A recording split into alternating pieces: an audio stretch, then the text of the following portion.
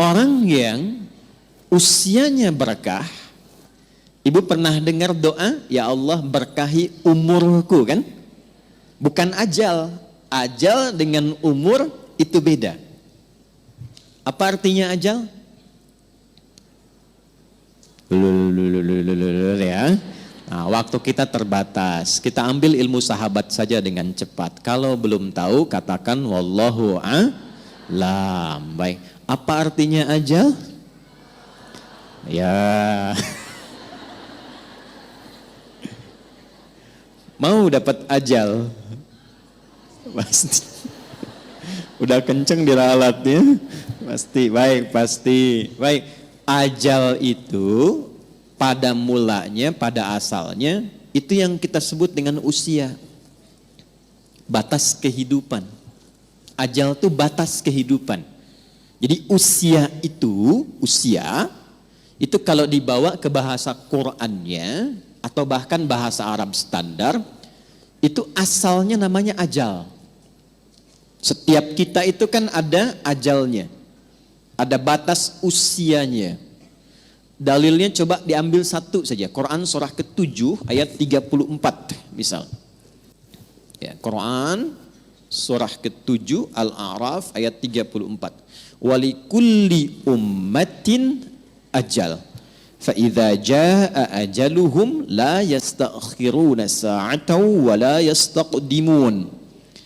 Setiap umat, bukan satu dua orang saja. Semua yang menjalani kehidupan di bumi itu punya batas usia. Kenapa ditekankan kata ajalnya? Untuk memberi kesan bahwa kehidupan di dunia ini tidak abadi. Penting dicatat itu, Bu, ya. Kehidupan di sini tidak abadi, akan ditinggalkan. Karena itulah ketika ditinggalkan, diumumkan kan, telah meninggal dunia. Nah, artinya ajal telah tiba. Baik, sampai di sini bisa dipahami. Nah, itu tidak hanya kita paham, tapi tanamkan dalam jiwa. Di sini tidak abadi, akan pindah ke tempat lain.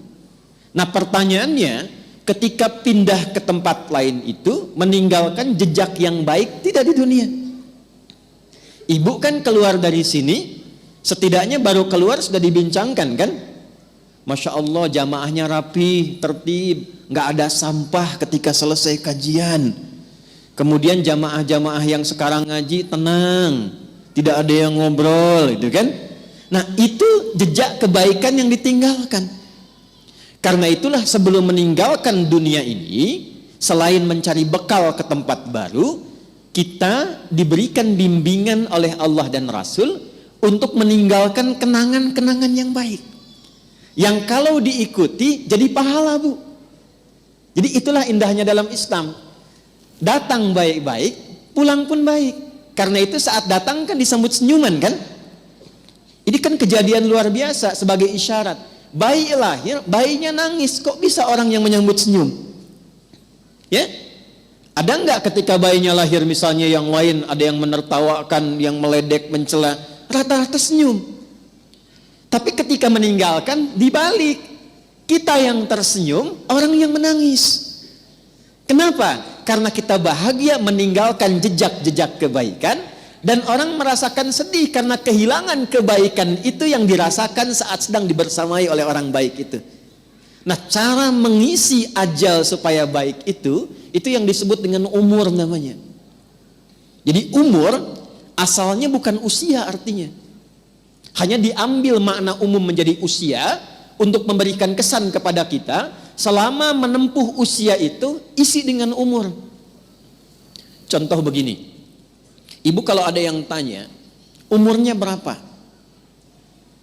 saya paham rata-rata 17 tahun ke atas ya, ada yang atas ya, ada yang atas, ada yang memang demikian.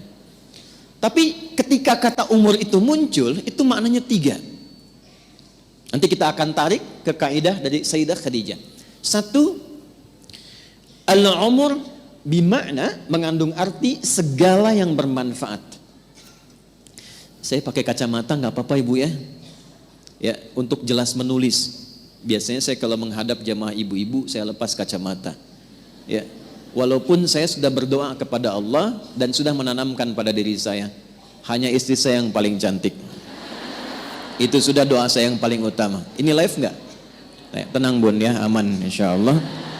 Iya. Dan saya memohon kepada Allah demikian.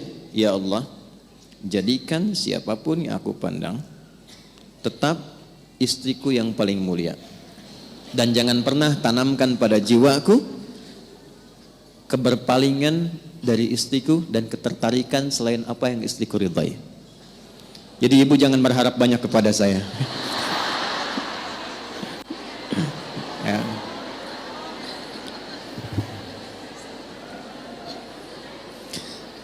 Saya tahu itu akan direkam, dengar nih Pak. Lihat sini, balik sini. Oke. Sampai mana tadi kita itu umur? Insya Allah ingat. Segala yang bermanfaat. Ya. Baik. Ini saya buka kaidah umumnya dulu untuk menunjukkan kesan di akhir nanti betapa Sayyidah Khadijah memahami ini. Lalu kita tarik kemudian praktek dalam kehidupan beliau, poinnya apa? Itu yang kita simpulkan nanti dan dibawa pulang. Singkatnya, selama hidup, kalau ingin dikenang, punya nilai kebaikan bahkan sampai masuk ke alam kuburnya, tapi nama dan kisahnya tetap harum, maka buatlah dan rencanakan semua aktivitas yang punya nilai manfaat. Melihatlah dengan yang baik saja. Bila yang dilihat tidak bermanfaat, tak harus dilihat. Berbicara yang mengandung manfaat. Bila yang akan disampaikan sekiranya tidak bermanfaat, bahkan cenderung menyakiti, maka abaikan. Sampai ke ujung kaki. Sayyidah Khadijah radhiyallahu taala anha, saat masih ingat kita bahas sebelum beliau menikah dengan Nabi, itu memegang teguh asas yang pertama ini. Tidak pernah bicara kecuali yang bermanfaat. Tidak pernah berkegiatan bahkan dengan kawan-kawannya kecuali yang mengandung manfaat. Bahkan beliau itu punya teman-teman untuk berkumpul, Bu. Punya kalangan berkumpul. Ya seperti para ibu lazimnya sekarang, pasti kan punya teman ya. Di pengajian, bertetangga, kadang-kadang kumpul untuk arisan, kadang-kadang kumpul untuk kegiatan tertentu. Sayyidah Khadijah punya. Tapi yang paling luar biasa, semua teman-teman Sayyidah Khadijah ini ketika berkumpul itu mendapatkan kemuliaan sifat dari beliau, sehingga viral di kalangan wanita-wanita Arab pada masa itu bahwa kalau ingin melihat perempuan yang bermanfaat, inilah lihat kelompoknya Sayyidah Khadijah. Dan jangan kira kita samakan dengan era sekarang, tidak. Ibu jangan lupa, dulu itu jahiliyah, di mana perempuan itu pada umumnya itu menampilkan dirinya supaya mendapatkan ketertarikan dari para lelaki. Disebut dengan tabarruj namanya. Kalau pakai emas itu nggak tanggung-tanggung. Misalnya 1,5 kilo tempel di kaki kanan dan kiri. Supaya kalau jalan bunyi cek gitu kan. Ada yang lihat. Pakai pakaian terbuka. Ya, jadi kalau dilihat kondisi sosial pada masa itu, secara antropologisnya, secara budayanya, itu rata-rata perempuan, mohon maaf sekali, memang sangat terbuka keadaannya dan kurang menjaga diri. Tapi kalau sudah melihat Sayyidah Khadijah dan teman-teman beliau, itu semua hormat. Nyaris tidak ada yang mau bicara di depan Sayyidah Khadijah, saking hormat dan kagumnya atas wibawa beliau. Ini semua diam.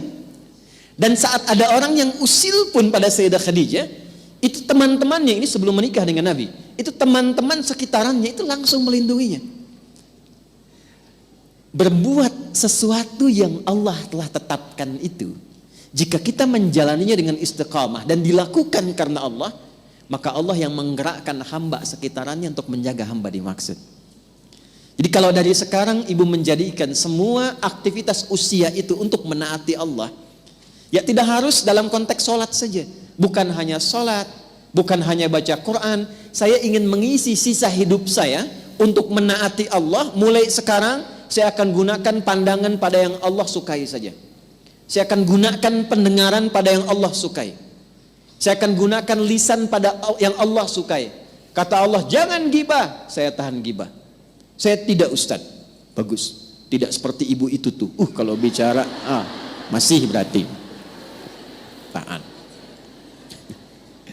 Tahan. Itu kalau bisa dilakukan, Allah balas, mengangkat wibawa ibu. Jadi dari segi umur, itu akan dikenang. Ini orangnya orang berwibawa, orang baik. Ibu kalau nggak percaya silahkan. Kalau melihat orang salih, solihat, malu kan kalau berkata kotor? Coba silahkan, mau berkata yang kurang baik, walaupun terbiasa bergaul di tempat yang kurang bagus, bertemu orang begini nggak mau mengeluarkan kata-kata kotor. Saya kalau ketemu preman bu, nggak pernah berkata-kata kotor pada saya. Assalamualaikum Ustaz, Assalamualaikum Pak Kiai, doakan ya. Padahal sebelum itu dengan kawannya, keluar, Ragunan keluar, tuh kan? Bahasa-bahasa yang tidak normal keluar. Tapi ketika kita berusaha menaati Allah dalam hal yang simpel saja, turunlah kemudian jawaban dari Allah dengan melindungi sifat-sifat baik kita untuk dikenang.